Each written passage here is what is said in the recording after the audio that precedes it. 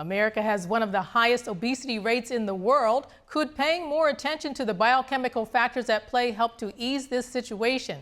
Dr. Krishna Doniparthi, a physician and specialist in obesity medicine, says that it certainly could. He spoke to Vital Signs' Brendon Fallon about the different hormones that can powerfully influence weight loss and weight gain. Here's a preview of their talk. I think it's commonly perceived that if you see someone with an obesity problem, that they might have perhaps a psychological issue, or they have some kind of addiction or a problem with just controlling what they eat. But I mean, I've never had that problem. My problem is more the opposite. So I have more of a problem controlling, putting on weight. So I assume there's more to it than that. And I know that you started out in obesity medicine. So can you shed some light on what might be at play from a metabolic standpoint? Yeah, absolutely. This is such a miscommunicated, misunderstood topic about obesity.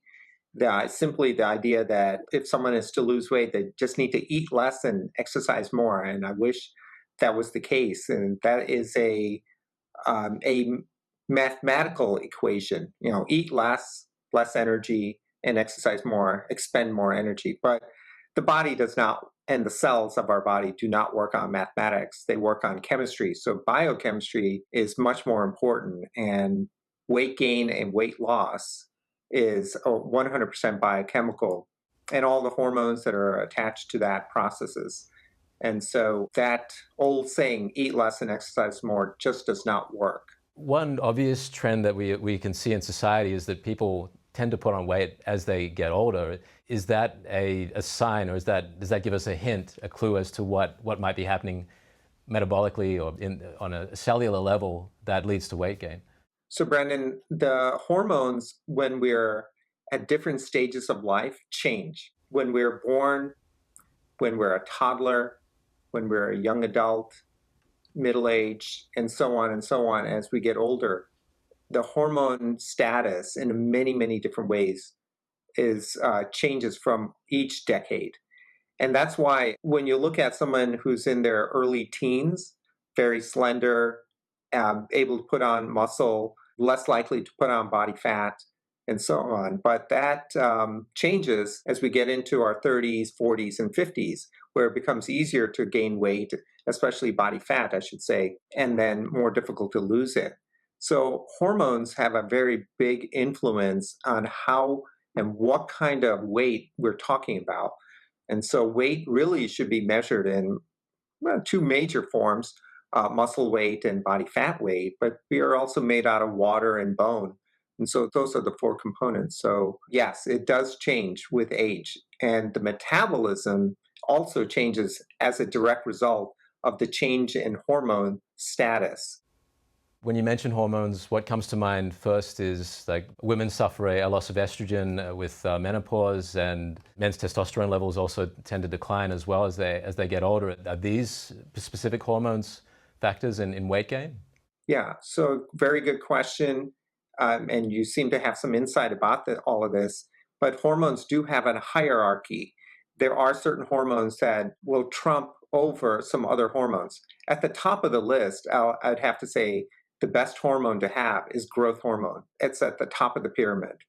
And there's other hormones that come below that. Say, for instance, our stress hormone, cortisol, can influence a variety of different hormones below that. So that's a little lower on the hierarchy. So if cortisol, for instance, or growth hormone are not at their optimal levels, then you're going to have an influence on estrogen, progesterone, testosterone, insulin, thyroid hormone, so thyroxine will be affected as well. So understanding a little bit now about what might lead to weight loss in terms of hormones and cellular activity, how do you deal with this? How do you respond to this on a treatment level? So again, framing from an age standpoint is kind of important to understand. Is someone going into, like you were mentioning, if estrogens are off because of menopause in women, say for instance, then it is maybe prudent to check those hormones. But it's more prudent to check to see, is there a hierarchy hormone? Unfortunately, when we think about what's going on in the United States and the amount of stress that we have, people experience, whether it's from work or lifestyle issues or the kind of foods that we eat, cortisol has a much more importance for me, at least, to look at that to see what is going on. Tied very closely to cortisol is insulin hormone, and cortisol will easily create insulin resistance by itself. So those are some of the early hormones I'll look at. If those are all appropriate, I might go on to male and female hormones, and definitely thyroid hormone for everyone. This certainly takes the conversation in an interesting direction, Dr. Doniparthi. So if I understand correctly, the stress hormone cortisol can factor heavily into people's weight loss. Just coming out of the pandemic, with people's elevated stress due to that situation, I can see how this would really be an issue in current times. Is cortisol a hormone that you're particularly responding to in treatment for people, that you're advising people in how to deal with? Absolutely, Brendon. And that understanding our own personal stress, and there's three kinds of stressors. There's mental stress. I don't think I need to explain what mental stress is. There's physical stress, just what is taxing us as a human body. Getting up early, going to bed late, doing strenuous activities or strenuous exercise are all some forms of physical stress. And then there's physiological stress. Physiological stress is the one that is a little bit more mysterious because it's something going on inside the body that we don't necessarily sense and feel. So it's more on a cellular level. And I would say that between mental and physiological stress, those are probably the two more important ones.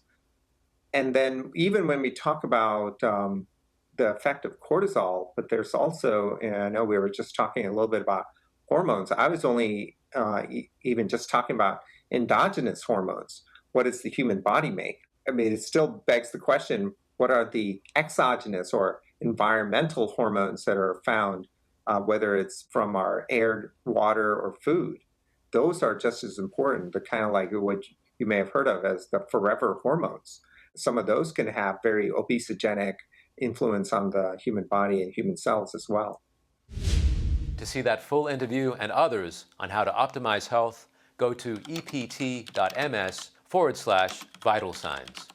Vital Signs offers general health information not intended as medical diagnosis or advice. Please consult your doctor before undertaking a new health regimen.